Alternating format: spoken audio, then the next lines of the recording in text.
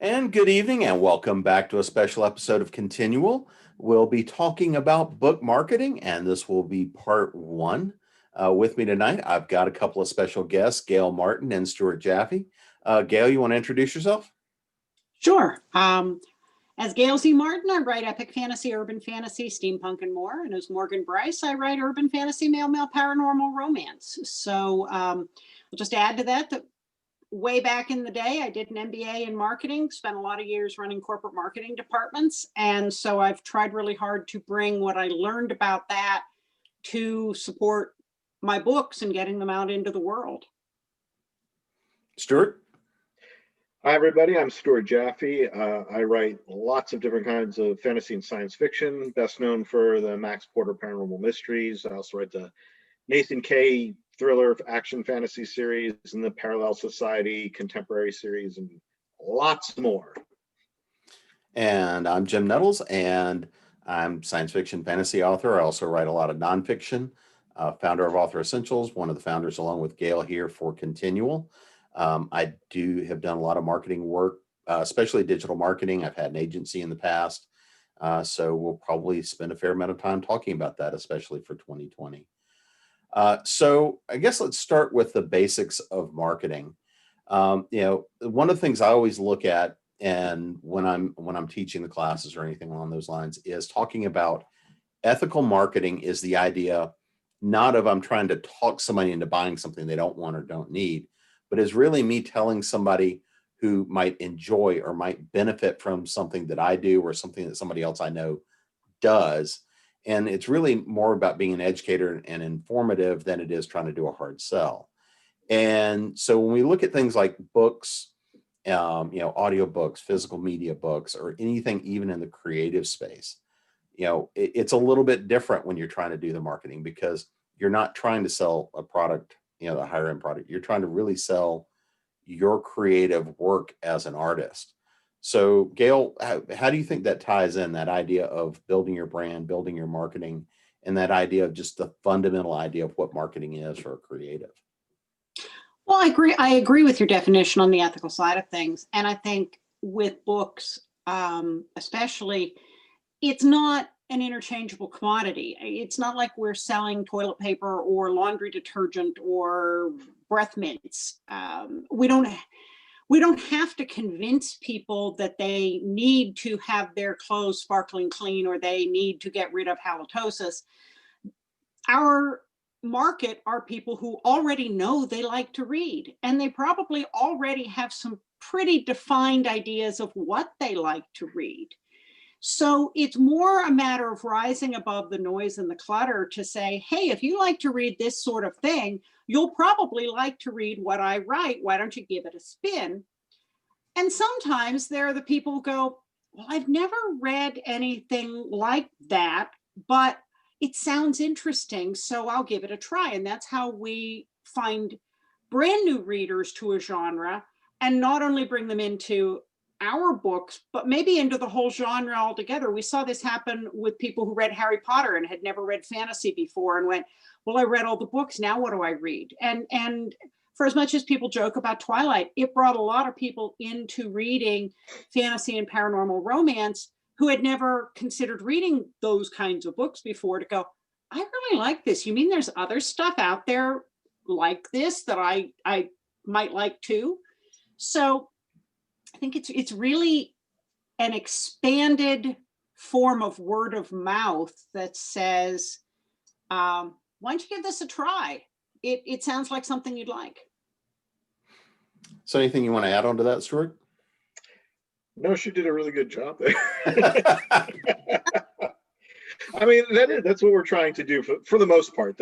I'm sure as we get into things, we can talk about the different types of readers and that they're different. You need different approaches for the level of convincing you have to do.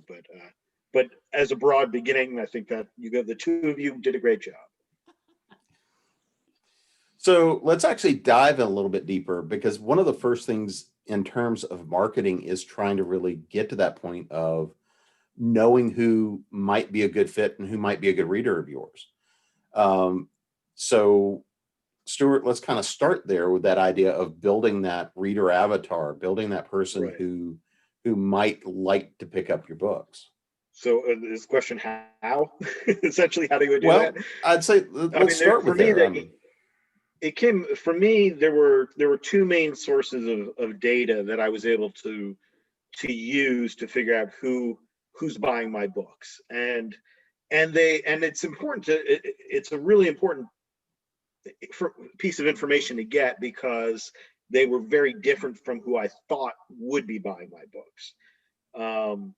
And before I get into that, I do recognize that what I just said puts you in a catch-22. You can't really know who's buying your books until they buy them, and you can't really market to the right people until you know who to market to. So you're kind of stuck for a bit in the beginning. It's hard. But the one source I had, the free source, was my mailing list. People start signing up, and once you have a large enough list, you can probably do it with a small group too, but once I had a large enough list that I felt I would get a return on it, I started an annual survey, finding out what they were interested in reading and so forth. There's like 10 questions, but the first like 3 or 4 are all demographics. And I didn't do this till I had a couple thousand people, because I knew the rate of response was going to be low, and I got like 100 people to respond. But from that, I discovered that who these readers are, and how many of them were men and women and age groups and all that. That helped tremendously. And armed with that, I was able to use that for paid advertising, like on Facebook. And once you start running advertising on Facebook, you get tons of data, demographic information, and I could put the two together in a big Venn diagram and say, there they are. So that's how I did it. Mhm. Well, and one of the other useful things there, if you've got your list and you match that against Facebook and run ads, you can actually use your own mailing list to build your lookalike audiences, because even if you're not a Facebook subscriber, you're in their database. Oh, absolutely, absolutely. But then again, there again, you need I forget how large a list you need for it to be effective. Right. It's a weird thing too. Lookalike audiences are awesome in general, but it's also you will get a lot of people who sign up for your newsletter just to get a free book or for whatever they're doing it for, and they actually are not your target audience, but they're in the list. So your lookalike audience is never going to be as precise as if you just target it yourself. Right. So what about you, Gail? What's, about your ideas with your reader avatar, for especially considering the number of different genres in which you write? I've done the lookalike audiences. I built the mailing list, and that's a key first step when you're first starting out, is building that mailing list, because that's the real estate you own. If Facebook goes away tomorrow, if Twitter goes away tomorrow, your list is what you own, and your ability to get in touch with those people who have opted in. So that's been a key thing, and something over the last couple of years I've put a lot of energy into expanding the list and growing it, both organically and with different kinds of promotions, which we'll probably eventually get to talking about. I've also, one of the things that I kind of picked up on from the big publishers that I published with was how much they were into selling, if you like that, then you'll like this. And it's the same principle we get with the also bots on Amazon. Is I pay a lot of attention to who comes up on my also bots, and I pay a lot of attention to whose also bots my stuff comes up on. And that tells me something. John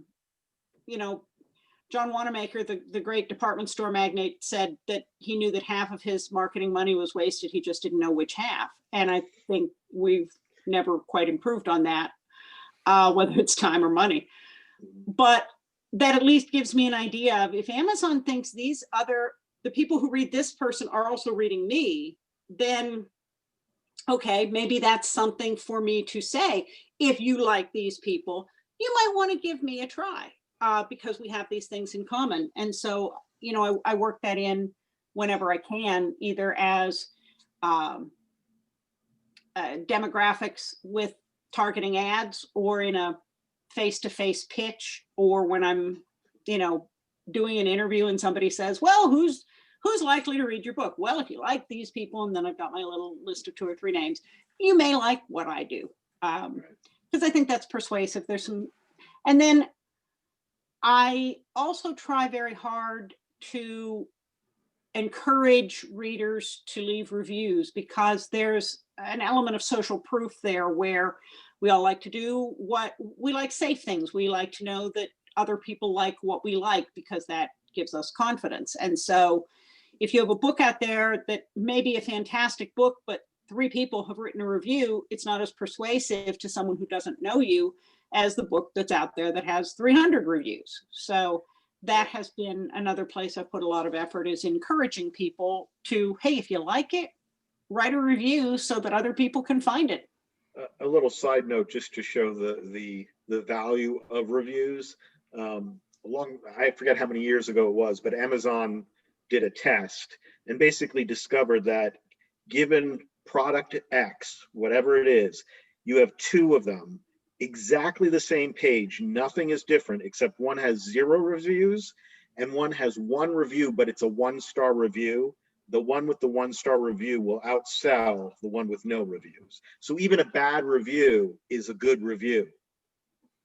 I just found that fascinating. But Yeah. And and so let's come back to reviews, because I do want to spend some time talking about the value of reviews.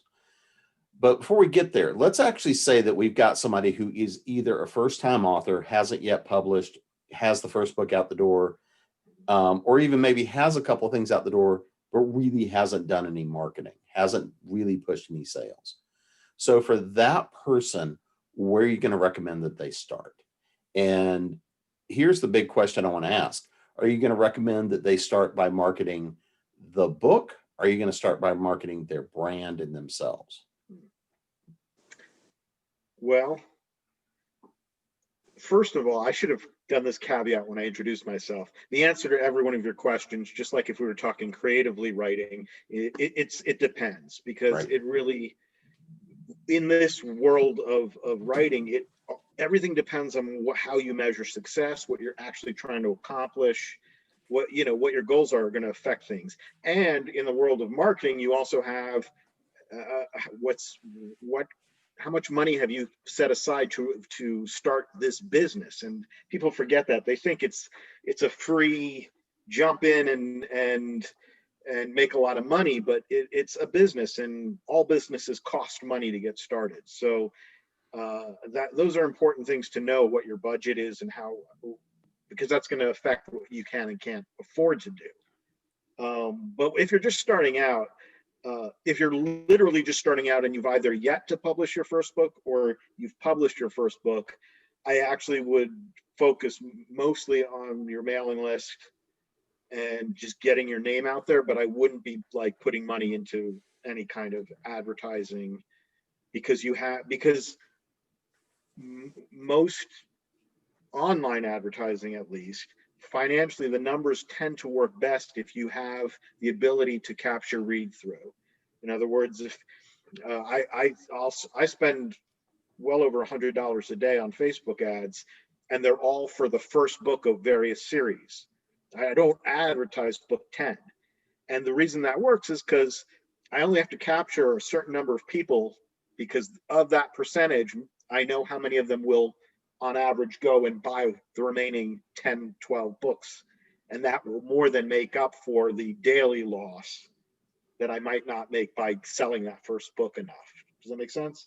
Mm-hmm. I mean, I know it makes sense to you guys. Hopefully it makes sense to our audience. But if you don't have that, if all you have is one book, it's much, much more difficult. Now, maybe I don't have, I'm learning as I go over the years. I don't have a marketing background. So those of you who do, you might know more tricks of the trade in terms of getting the right copy to sell one book to make it profitable. But for most of us, you need read through. So I think the other piece on the it depends a lot on your personality and what you're comfortable with. Some people are born performers. You know, they've been performing since they got picked up in the nursery at the hospital, and they'll perform for an empty room. That's just who they are. They couldn't turn it off if they wanted to. And so that kind of person is probably already making their own YouTube videos, or running a blog, or being an Instagram person with a gazillion people following them, because performance comes naturally to them. So they're not scared of it. And then there are the introvert authors, or just the regular people who go, golly gee, I just wanted to write a book. I didn't want to do all this other stuff. You mean I have to do it too? And I think that's the majority of people. And so for them, it's finding where you're comfortable, where are a couple places that you don't hate being, where you can be findable and start making personal connections. And maybe that's Facebook, maybe it's Twitter, maybe it's Instagram, you know, whatever suits your personality, so that people have a way to find you. It is much easier nowadays, much less expensive to put a decent website together. So you have an anchor out there in cyberspace. You know, doing a WordPress site is pretty much the way most people go nowadays, which means maybe you pay somebody to set up a nice frame for you, but after that, you can update the content yourself if it's set up right. And then, you know, much more affordable, and takes a little time, but it doesn't take money if you don't have it. But that gives you a footprint out there on social media and on the internet. And then building that newsletter. And there are a number of ways to do that. One of the ways that has been very successful for me, and a lot less difficult than trying to get people to fill out a card at an event or sign up on a roster, is using a site like Prolific Works or BookFunnel, where you can put an excerpt or a short story or a whole book up there for free, and join in themed group giveaways. And then everybody who requests your book, you get to keep their email addresses, because that's an opt-in. And now you're building your list based on people that have requested something you've written, so they're likely to at least think they like what you write. And you're discoverable and visible because you're part of a group that is all tied to a theme, whether that's Halloween or Bigfoot stories or whatever it is. You're likely to draw the right attention and get people from beyond your immediate social circle, which is always the hard part. You know, how do you get people who don't know you to check out your book, because they don't know you and you don't know them? And especially now, when we also don't go out of the house, being able to effectively do that on social media matters a lot. Your first couple hundred people on your mailing list are the hardest to get. Once you've got even a small, you know, but slightly larger group, like a couple hundred, then you can start. Then, you know, the more success you have with it, the more opportunities come. So you can do newsletter swaps with other authors. So I make a deal with Gail, and I'll have her pitch her book in my newsletter, and I'll pitch mine in hers, and we're basically sharing potential audience people, you know, and those are always, even if the success is minor, I've done them where I might only get 3 or 4 people. That's 3 or 4 new people, and it costs me nothing. Absolutely nothing. And I wouldn't even say it costs me time, because once you've done enough of them, the information, I have it on a sheet. I literally copy and paste it into an email, send it to the author, and I'm done. And then sometimes you hit the right combination, and you might get, you know, I've got, the most I think I ever got was like 300 people off of somebody's mailing list. But usually it's, you know, 50 to 100, but it's 50 to 100. And any way you can make potential readers, that's what it's all about. I mean, there's just ways to reach out and funnel it down into finding the people who really want to read your stuff. So, Well, and I think something that Stuart brought up is, it's not just about getting to know readers. It's also about getting to know other authors. And how do you do that? Well, in a normal year, you might meet people at conventions. You might meet people at book signings. This isn't a normal year. But if you're taking part in some of those things, like on Prolific Works, where you have a number of different authors all offering their excerpts or stories, you kind of get to know who the regulars are. And there are ways, you can reach out to that person on Facebook and say, hey, we've been in like 5 prolific works giveaways. I think our books are kind of on the same wavelength. You want to talk about maybe doing something else in addition. And then you start getting to know other authors who are about at, your playing field, or give or take a little. You're not reaching out to super mega best-selling people. You're not, trying to reach James Patterson. You're reaching out to people within your reach who all need to do the same thing, and going, hey, what if we all did the same thing together? And now you start not just doing newsletter swaps, but it's like, well, how about I visit on your reader group and you come visit on my reader group when you have a new book out? Or maybe we go together and do a promotion on XYZ marketing site that, we split the cost on. Mm-hmm. That brings a lot of things into being possible for cost and effort and everything else. And it's more fun when you've got a buddy. So that's something else to keep in mind, is how do you get to know other authors so that you can collaborate on some of this stuff? So one of the big questions that I get, and anytime I'm doing a lot of things, the next question becomes, what do I put in a newsletter? Because this is often one of the biggest questions that comes up. Everybody talks about doing a newsletter. Well, it's not about buy my book, buy my book, buy my book. It's everything else. So from you guys' perspective, it depends. I mean, you have to, it's trial and error, because what my readers want from my newsletter is different than what Gail's or yours or, Falstaff Books, when they put out a newsletter, it's all different.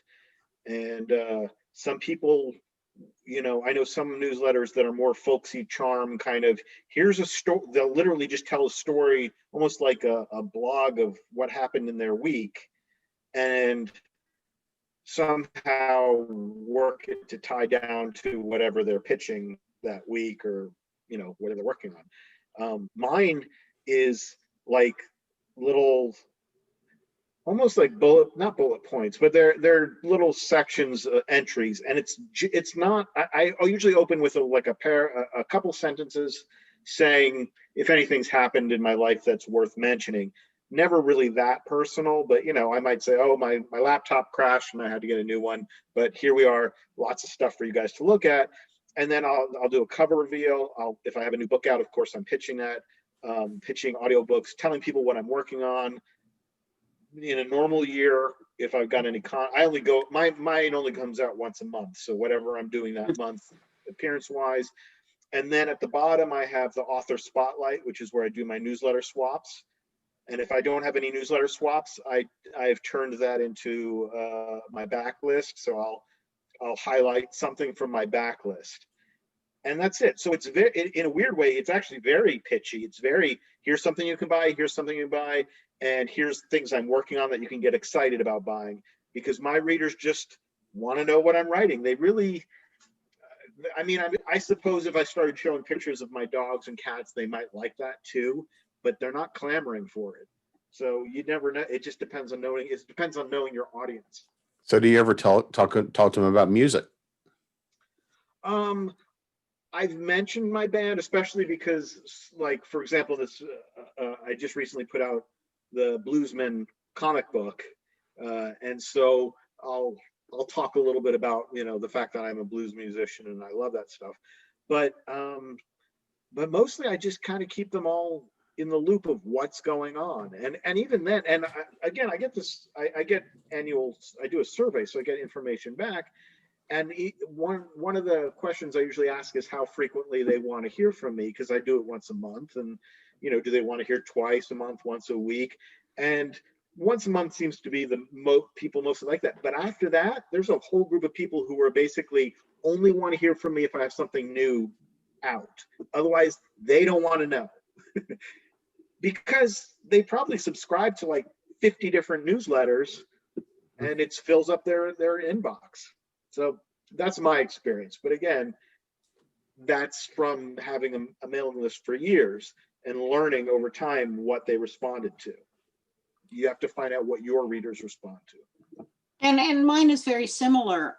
I am very active on Facebook and present on Twitter and Instagram. So, and I have a fair presence on Pinterest as well. So if people want to see pictures of my dogs, they'll see them because they'll either follow my profile or my reader groups on Facebook.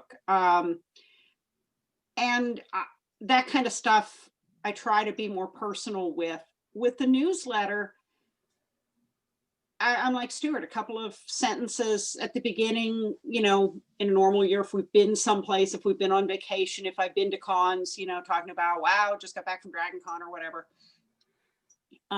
So, a couple of sentences there, and then it's usually into what's new, what's coming. Here's a little bit about what's going on the other side of my life with Morgan Bryce. Here's my newsletter swaps. Here's what's going on with Continual. And I've subscribed to a number of different author newsletters to kind of see what other people are doing. And some of them even write ongoing stories that are just for their newsletter subscribers. And their readers love that. I enjoy reading it. I do not have the bandwidth to do that right now. I can write books or I can write stuff for the newsletter. I just don't have that extra bandwidth, even though I think it's fun, and I'm sure there are readers out there who'd enjoy it. Sometimes I put in flash fiction that I've written for a convention or something that asked for, hey, can you give us a 1,000-word Halloween story? I'll throw it in my newsletter after they're done with it. But that's about as close to it as I get. And then I work the Prolific Works book funnel, story origins, book sweeps thing really hard in terms of being in a lot of those all the time. And so at the bottom of the newsletter are those links, and there might be 15 or 20 of them. And it was really interesting when I first started doing that. I wondered, if I'd have people dropping the newsletter, if I'd have people only clicking on the freebies and not clicking on my stuff. What I discovered was when they start clicking, they keep clicking. And so my clicks went up, not just for the free stuff, but for my own stuff, much higher than it had been before I had all the links to the free giveaways. So either they weren't paying attention and they were just clicking down the line, or, once there's a premise in marketing that once you get people buying something, even if it's little, it makes the next sale easier because you've worn down that resistance. So maybe if they click to get the freebie and then the next link, that makes it easier for them to click on my book link. I don't know, but I know that my clicks went up above and beyond the freebies. And there wasn't a mass exodus of people who said, oh, I don't want to get this, it's too many links. That's really, really popular. So that seems to be working for my group. Yeah, and I think what you see are these are things, if you're doing a mailing list, you can try, and you have to see what works for you. And it also links in, you're talking about all the social media you do, and that's where you're more personable. I am too on Facebook. But for the people who are really introverted and don't feel social media savvy or willing to do it, then that might be a newsletter might be a place where you can take time to craft out a lengthy, journal entry or diary entry essentially, and be more personal. Things like you were talking about doing pieces of story. I've tried that. I don't know if you still do it, Gail, but I know you used to do like contests like every month or something. And I've done all those things.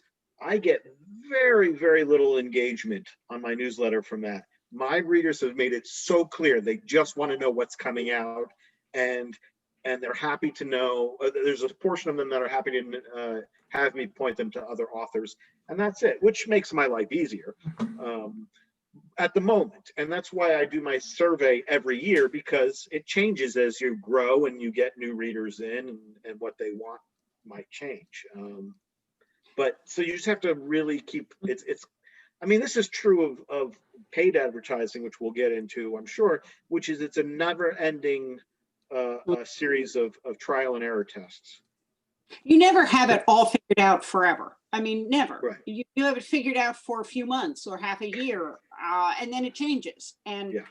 one of the other things that I have done and gotten a lot of good mileage out of it is there are promotional groups like Night Owl Romance and Authors XP, where you can join, again, themed group promotions run by, where you've got multiple authors together, and then the people who sign up for your book, you get the whole list of everybody who signed up for everybody in that genre, because usually it'll be a paranormal romance giveaway.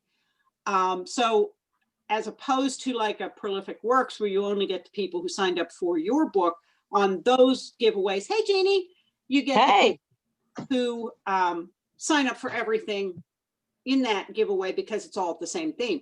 Right. I was a little scared when I first started doing that, oh, well, people are all going to give fake email addresses because they only want to enter the contest, or they only want a freebie, Right. or that they'll put in an email address, but they don't really want the newsletter. So they'll all stop and drop out.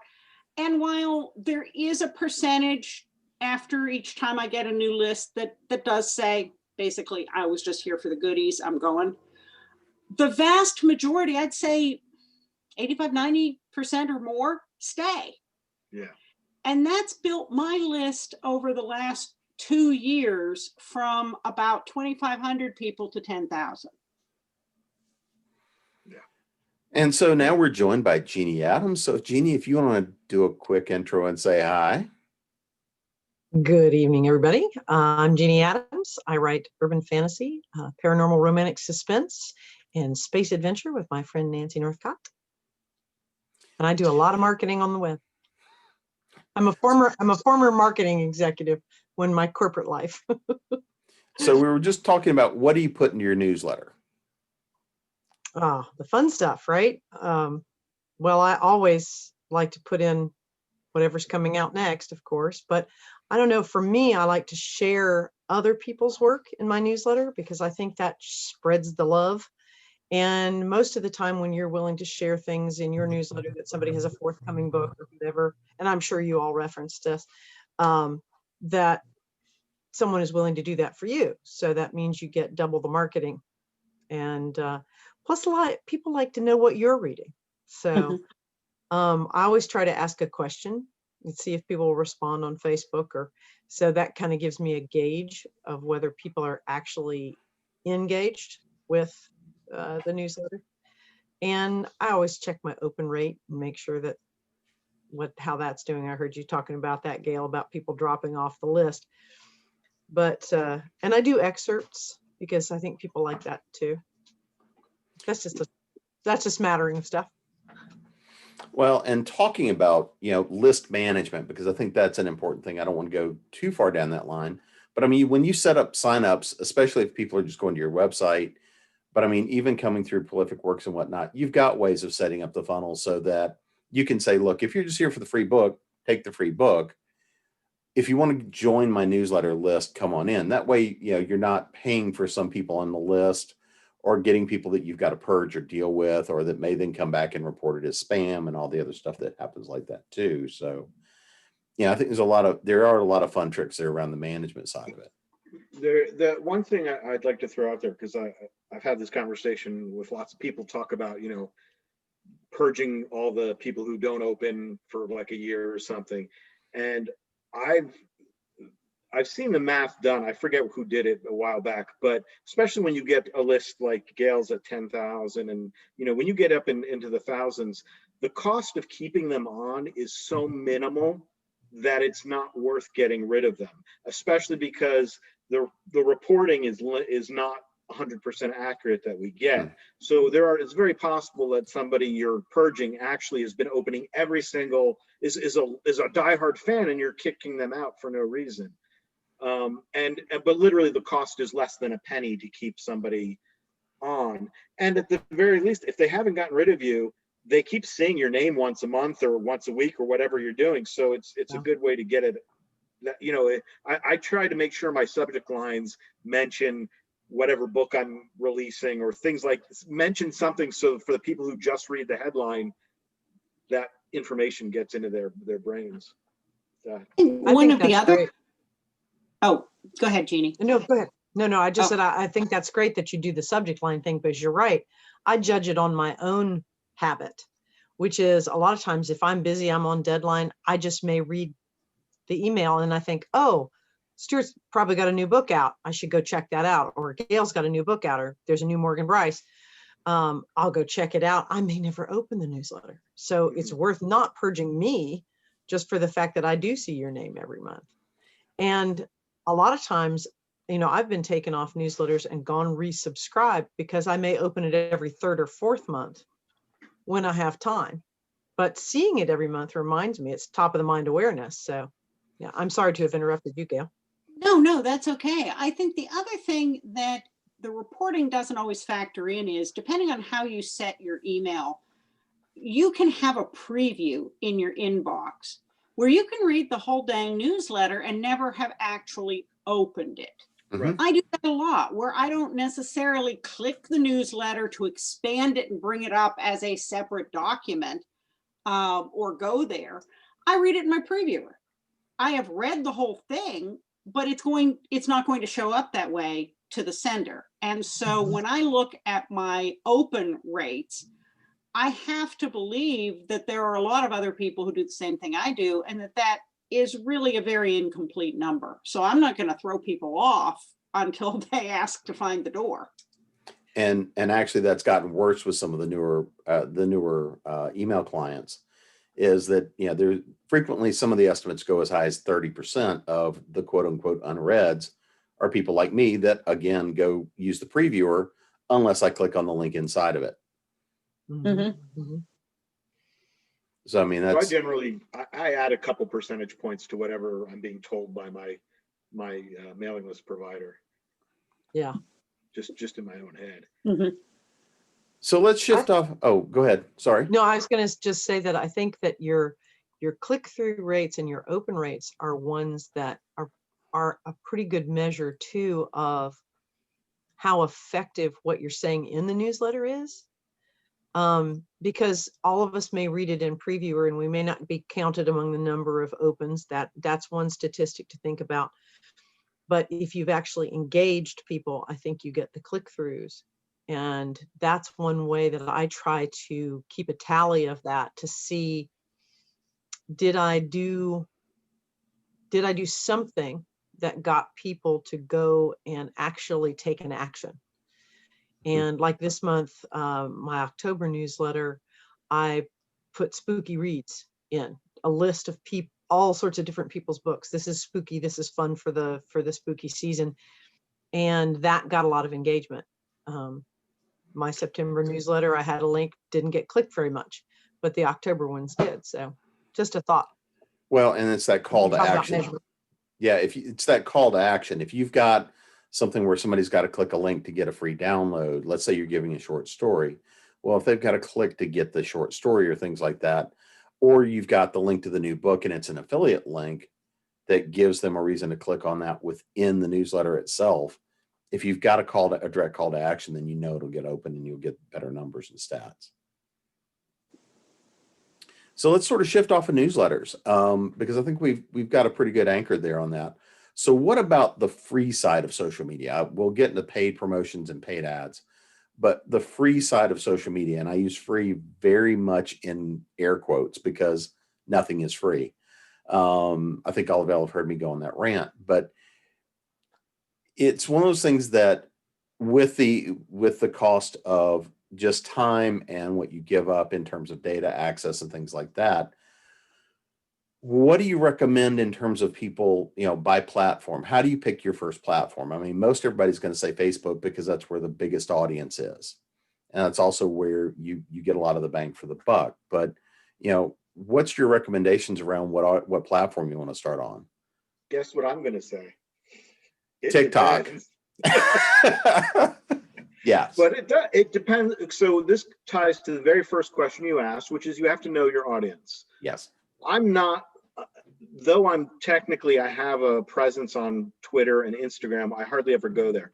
99% of my media, so maybe 100%, is on Facebook because that's where my readership is. Okay. But if if my readership were, I don't know, if I was writing something where my readership was a bunch of 18-year-old gamers, I'd be on Twitch. It just depends on who. So the first thing you have to do is know who your readers are, and then you go where they are. Mhm. Not only your readers, but go find the other authors who write stuff really similar to what you write and see where they are, because they can't all be wrong. They would all be putting effort into a platform if none of them saw results from it. So odds are pretty good, if they've got decent followings and engagement out there, that's where a significant number of people are. Stuart's right. It all really depends on who your demographic is. If you're writing YA, you're probably better off on Instagram or Snapchat or some of the other ones. TikTok, yes, even that. Chinese intelligence and all. But for my epic fantasy and my Morgan Bright stuff, an awful lot of that audience is on Facebook.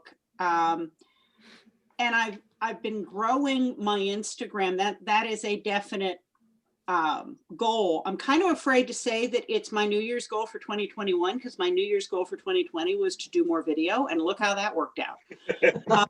So now we can blame all of this on you. Apparently, but I am making an intentional effort on Instagram to grow that, because I think there are a lot of romance readers on Instagram.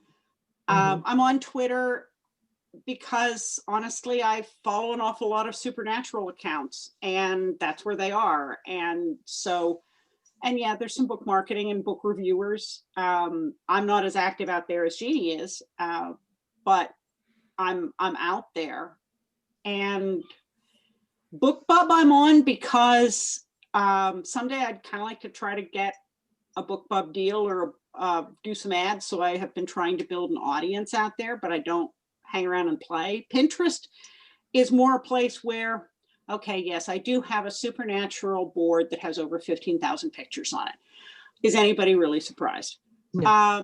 But I also have this pictures of the settings from some of my books, the real places, in case you don't ever go there. Here's what Cape May, New Jersey looks like, or Myrtle Beach. And I have other stuff that if you want to go rummage around my Pinterest boards, hey, have fun. Here's some cool stuff. So I think it's really seeing where the activity sticks, and I get the most bang for the buck on Facebook right now with my current audience.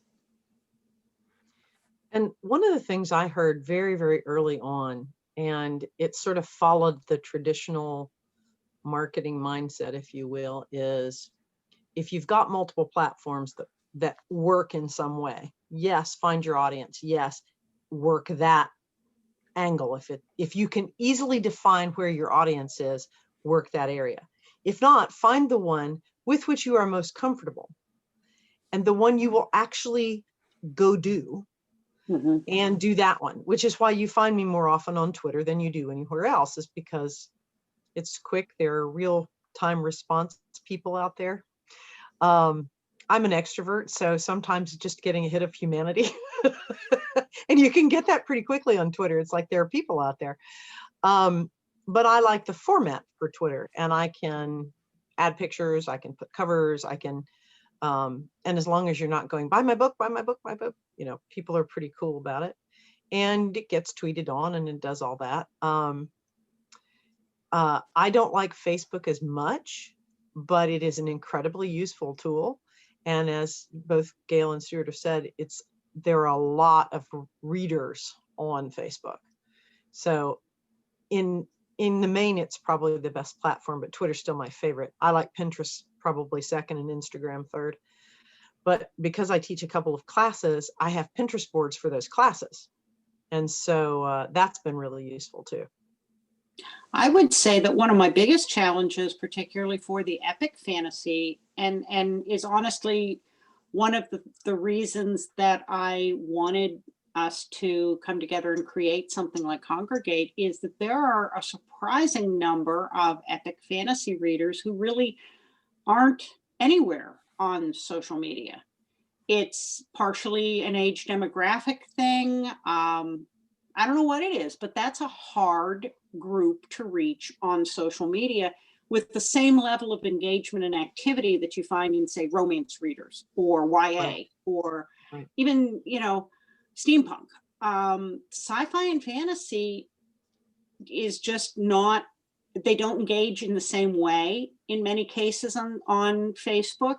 And so I sort of feel like I'm playing Where's Waldo some of the time, because I know they're out there, they go to conventions. So where are they the rest of the time? And, hopefully things like the virtual conventions we've had this year and things like Congregate start bringing some of those folks out of the woodwork, because there's content they want to see. And, at least that's part of the hope. Do you And it mean is- continual? You mean continual, not congregate. Yeah, it's my third panel tonight, guys. Continual, congregate, one of those other things. Yeah. Something. Yeah. Well, and that speaks too to what one of the things I probably should have said about why Twitter's my favorite is romance readers. There is a vast number of romance readers on Twitter, and they jokingly call it Romancelandia. And anybody starts dissing they come down on swarms, virtual swarms. And so, it's what we started with. Where's your audience? Well, I know a lot of my romance reading audience is on Twitter. So I like them. I play with them. Mm-hmm. And you do great tweets. You write really well-crafted tweets. You have strategy behind your tweets. Yes, I do. You do great tweets. Well, I think that's the next place I wanted to go, is to talk about how do you act with intention on social media? Because one of the things I am a firm believer in is, if you're going to engage on these platforms, is to have some idea and have a reason behind the majority of everything you're doing. Because we all see people that are posting all over the place. Yes, and do you need to make that distinction between what is your personal social media engagement accounts and your more professional ones, and how you treat those two sides of your life? Because again, you can run into and cross that line, and you get in these conversations where it's like, I want to keep the friends, the family, my real life over here secret, so that I can have me here, and then I want to have my engagement that goes with fans, with readers, with potential engagement, other writers, things like that. So where do you guys land on that approach? Well, for me, I try to keep 99.999% of my real personal thoughts in life offline at all times. So I don't engage. I don't do politics online. I'll post. Most of what I do on like Facebook is responding to other people's posts and talking to people, obviously pitching stuff if I have something to pitch, or things that happen to me that are interesting but not like deeply personal. Like I live on a small farmland area, so almost stepped on a copperhead one day. I might take a picture of it and say, hey, I almost stepped on a copperhead, or something like that. That's about as personal as you're going to get. But I'm not, I'm sure we've all seen people who get online and they're suicidal, or they're just unloading their entire life story and really personal stuff. And if that works for them, fine. But when I read that stuff, sometimes I'm like, you would not see me do that, partially because I'm always aware that you cannot truly keep your business life and your personal life separate online. They are going to overlap whether you want them to or not. That's the way computers and the internet work. So I try to keep that under control, kind of like when I go to a convention. I'm not going to get drunk. I'm not going to do anything really deeply personal. That's because I always am aware that I'm representing my business here, and I kind of have to I think it's wise to have that online as much as possible. And again, under the it depends, there are plenty of authors we all know who their personal views are part of their brand. So they're happy to talk about politics because their books are political to begin with. So your mileage is going to vary depending on what you're writing. I have tended to keep a lot of my personal life. I mean, the kind of things that I see a lot of other people with, my eldest son is a baseball player. So I may tweet a lot about baseball, the teams that I like or his team or whatever. But because I started this crazy business when my kids were small, I don't mention their names. I don't mention my spouse's name. I don't put pictures up of people like that. So even though I started with just a personal page and didn't have an author page on Facebook, then I had an author page. Well, I had both, and I tried to move people over and they wouldn't go. On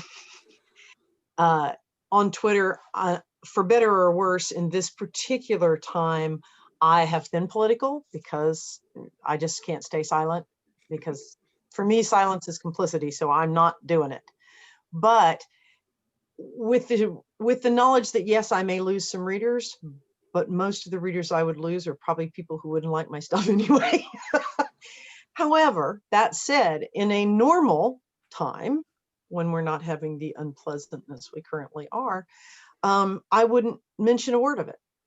That would not be what any of my pages were about or any of my spaces were about. And I would keep it to books and dogs and baseball and football and the stuff I like. But I don't put a lot of the family stuff on there anyway. I have friends who their pages are full of pictures of their kids and their families, and I just won't do that. I won't expose my family that way. But then again, all of us are essentially public figures. So those other people, my friends and neighbors, are not public figures. So right. That's a little bit of that's a great way to say it, because that's what I guess I was trying to say, is that we are public figures, even in a small scale, but we're still public figures, and we have to treat ourselves that way online. Mm-hmm. Well, and I occasionally have had to have conversations with friends going, yeah, remember, if you tag yourself with me in this picture, a lot of people are going to see that. Mm-hmm. Well, and I had to tell family members, don't tag my children if you're going to tag me, don't tag my children. Don't put pictures up on my Facebook page of my children. And it was funny because I went on to Facebook when it became available with the intention of it being first and foremost for the books, and much less as any way to keep in touch on a personal level with family or friends. I don't have a whole lot of extended family, and I figured that all my friends had heard for so long that I was going to someday write these books. This was no big surprise to them. And Larry is now in the business with me. And it's kind of funny because when the kids were in junior high and high school, middle school and high school, I didn't put up any pictures of them. I would occasionally refer to them as middle school daughter or high school daughter, or, Penn State daughter. And finally they said, Mom, for Pete's sake, would you just use our name? I am so tired of being high school son. So they kind of outed themselves. And then, when my oldest daughter moved just outside of New York City, I figured if she could go to New York City, she was old enough to show up on my Facebook page occasionally, and even so, I don't say much about them because that's their privacy. And, other than some holiday pictures or maybe now the new grand dog, the little corgi, I don't post that stuff because that's their life. I have posted some intensely personal things on Facebook. And that's really coming from my advocacy with programs like Hold On to the Light, because I think that being a public figure, even in a very small way, certainly being a creator in the genre and being someone who's written some books that some people may pick as their favorites or whatever, if I come forward and say, yes, I've really struggled with this, it creates more of a safe space for them to go, me too, or for them to say, wow, there's somebody else out there like me. And now we're standing together instead of them feeling like they're the only ones. By me owning that and being willing to be open and vulnerable about it, um, I hear back from people that it has helped them. And so I'm very willing to do that. Having said that, I was going to say, go ahead. I'm sorry. Oh, I was going to say, having said that, doing the calculation, I don't have to worry about being exposed to an employer who might take askance. I don't have extended family to give a flying rat's patootie about things. So that downside is kind of minimized, although, somebody can always get a wild hair and decide they hate you, but I think, though, a key difference in what you're saying is that you're doing it with a purpose. You were presenting a part of your life with a purpose to help others. And a whole bunch of us have participated in that And hold on light.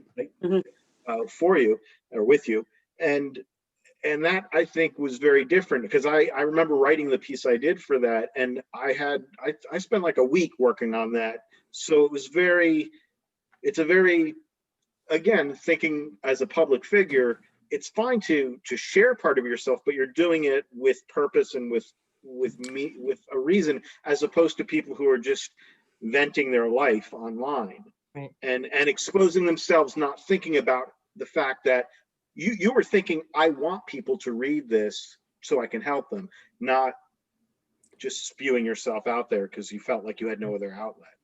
And I think the other piece that's very important to me is, I write male paranormal romance. That means I'm going to be a visible and present advocate for LGBTQ issues, because those are my friends, those are my readers, that's my community. I'm going to own that, and I'm going to stand with them.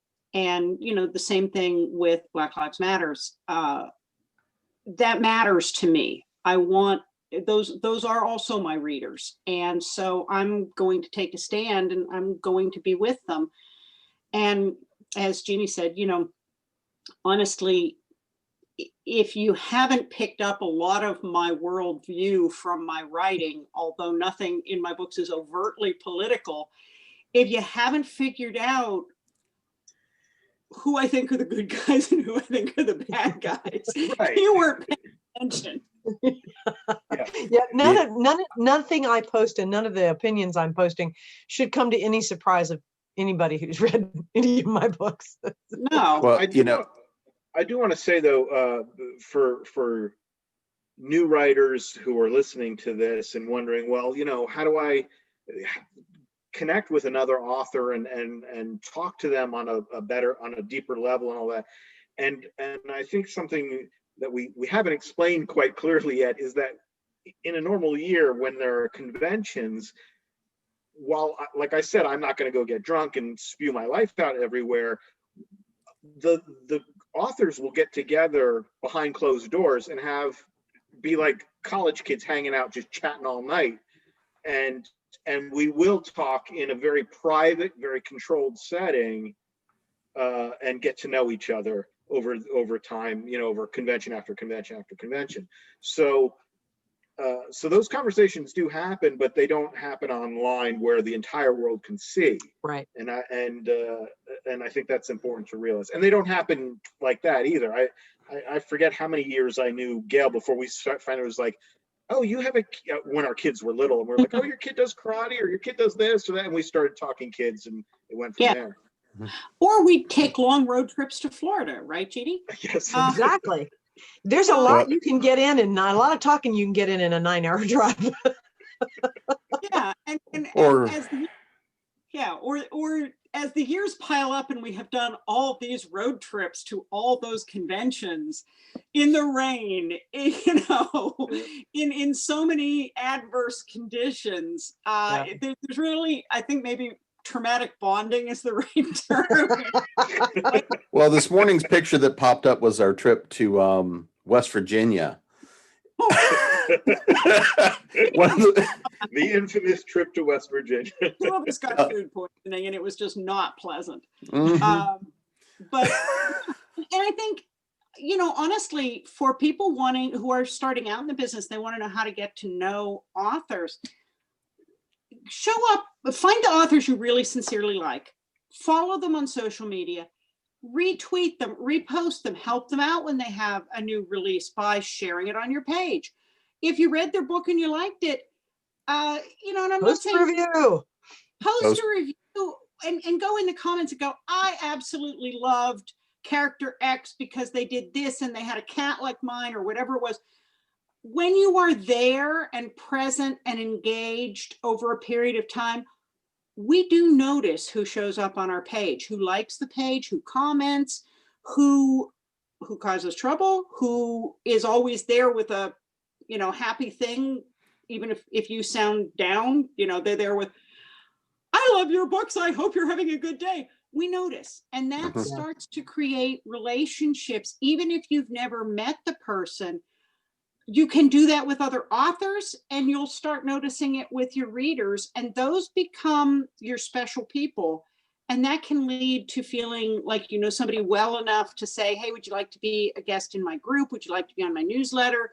Hey, I've got a new release. Can I possibly post in your group, pretty please?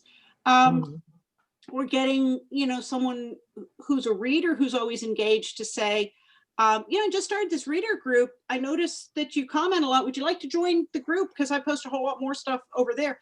That's how the social media works with building real, actual friendships. So we've been going about an hour, and this is just part one. But I think we went all to the free stuff. Yeah, we haven't even gotten into the good stuff yet. We're probably looking at a 3 or 4 parter at this rate. But I want to say thanks to everybody for joining in tonight. So if you can remind everybody where to find you and your stuff. So Jeannie, since you came in last, you get to go first. And my apologies for that. You can find me at jeannieadams.com. You can find me on Twitter at jeannieadams. Much more time than I should be. Facebook, you can find me at Jeannie Adams Author. Gail? Hi, I'm on Facebook as Gail Martin, and then reader groups are Shadow Alliance and World of Morgan Bryce. Most of what I post on the Gail Martin profile is pretty pictures and funny pictures and animal pictures and travel pictures with new releases and other booky stuff thrown in. And on Twitter at Gail Z. Martin, at Morgan Bryce Book, and everything else is some version of those two names. So I'm pretty findable. Stuart. And I know this is a shock, but you just look up Stuart Jaffe. You'll find me on Facebook. I have a website, which is stuartjaffe.com. I know that's a very strange website title. And all my books are in ebook, print, audiobooks. So you'll find me pages on me on Audible and Amazon and everywhere. It's not hard to find. And I'm Jim Nettles. You can find me at jamespnettles.com, jim-mcdonald.net, authoressentials.net, authoressentialsworkshops.com, and of course, around here at Continual. And for the most part, I do spend some time on Facebook as James B. Nettles III, because, there have been 2 more before me. I do show up on Twitter and Instagram occasionally. I've got about 12 Twitter accounts, depending on what I'm working on and looking at, but at Jim MacAuth is probably the one I'm at most, or I think it's at JP Nettles now, because I'm trying to get everything branded together. So I want to thank everybody for coming out and hanging out with us this evening, and be looking for part 2. And until then, we'll see you guys until next time.